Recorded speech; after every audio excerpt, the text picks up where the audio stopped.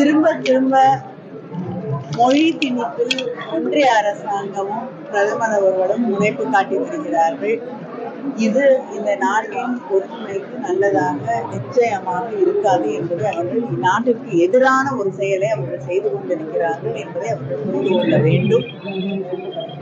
எந்த மொழியை யார் எப்பொழுது பயன்படுத்தியிருந்தாலும் தற்காலத்திலே மக்கள் எதை பயன்படுத்திக் கொண்டிருக்கிறார்கள் என்பது மிக முக்கியம்.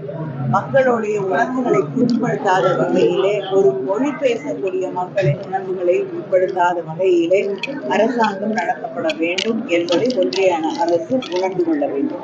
கடந்த நெல் கொள்முதல் விவகாரத்துல வருகின்ற 23ஆம் தேதி திமுக அரசு எதிர்த்து நாம் தமிழர் கட்சியுடைய ஒருங்கிணைப்பாளர் பாக்குறீங்க. ஒன்றிய அரசாங்கம் கமிட்டி இன்னைக்கு வந்திருக்காங்க, சென்ட்ரல் கமிட்டி. அவங்க கிட்ட தொடர்ந்து நான் கோரிக்கை வைத்துக் கொண்டிருக்கிறோம். 17% இருந்து அந்த மாய்ஸ்சர் கண்டென்ட் 22% உயர்த்தி தர வேண்டும் என்று. மழை வந்த பிறகு நிச்சயமாக பாதிப்பு இருக்கு. அதனால விவசாயிகள் உணர்வுகளை புரிந்து கொண்டு அவங்க அந்த ஈரப்பதத்தை அதிகப்படுத்தி கொள்முதல் செய்ய வேண்டும் என்ற கோரிக்கையை வைக்கப்பட்டிருக்கிறது. அதை அவர்கள் நிச்சயமாக செயல்படுத்த வேண்டும். தமிழக முதல்வர் திரைப்பட விமர்சகராக மாறிவிட்டார் அப்படிங்கிற எடப்பாடி பழனிசாமி மக்கள் பிரச்சனைகளை பார்க்காமல் இவ்வளவு ஒரு நல்ல ஆட்சியை யாரும் நடத்த முடியாது. ஒரு திரைப்படத்தை பார்ப்பதனாலேயே மக்களை பற்றி கவலை இல்லை. ஏன்னா மக்களுடைய கவலைகளை, அவர்களுடைய வாழ்க்கையை வெளிப்படுத்துவதுதான் திரைப்படங்கள். சில திரைப்படங்களாவது, எல்லா படங்களும் இல்லைன்னா கூட.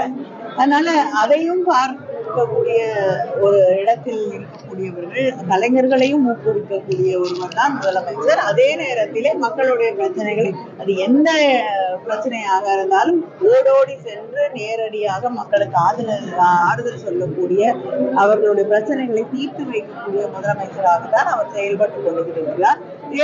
4 வருஷம் எங்கேயாவது லீவ்ல போயிட்டு இப்ப திடீர்னு பார்த்தா அவர் இத்தனை ஆண்டு கால முதலமைச்சர் உழைப்பு அவருக்கு தெரியும்.